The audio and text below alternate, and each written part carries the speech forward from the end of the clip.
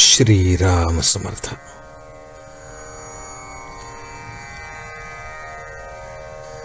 परमात्म्यावर पूर्ण निष्ठा पाहिजे.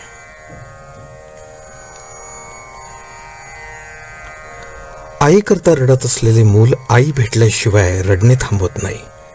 त्याप्रमाणे समाधानाकरता आनंदाकरता धडपडणारा आपला जीव परमेश्वर प्राप्त झाल्याशिवाय शांत राहू शकत नाही.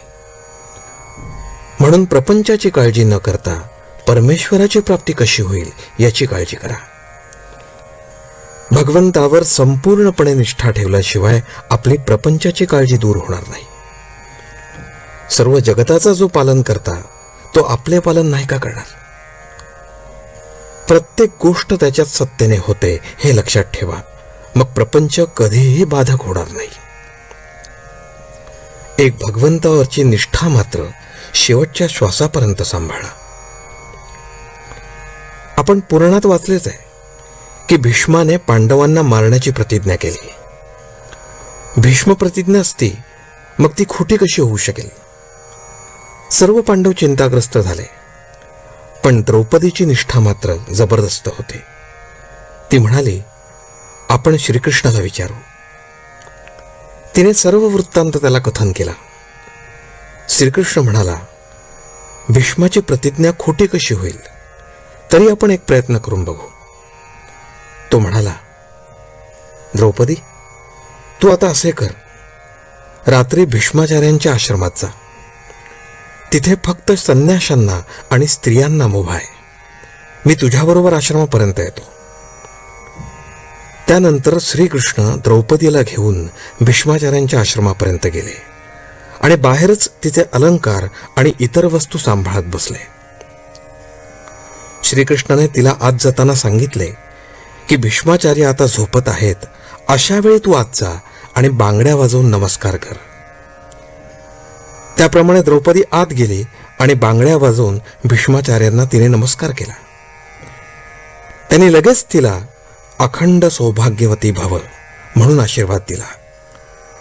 मग त्यांनी पाहिले तो द्रौपदी. तेव्हा ते म्हणाले, द्रौपदी, ही अक्कल तुझी खचित नव्हे. तुझ्याबरोबर कोण आहे ते सांग. ती म्हणाली, माझ्याबरोबर गडी आणलाय, तो बाहेर उभा आहे. भीष्माचार्यांनी बाहेर येऊन पाहिले. त्यांनी श्रीकृष्णाला ओळखले, परंतु आता सर्व काम होऊन चुकले होते. म्हणून म्हणतो, परमात्म्यावर पूर्ण निष्ठा पाहिजे. या निष्ठेच्या आड जर काही येत असेल तर तो म्हणजे आपला अभिमान. हा अभिमान सर्वांना घातक आहे. तो घालवण्यासाठीच परमात्म्याला वारंवार अवतार घेणे भाग पडले.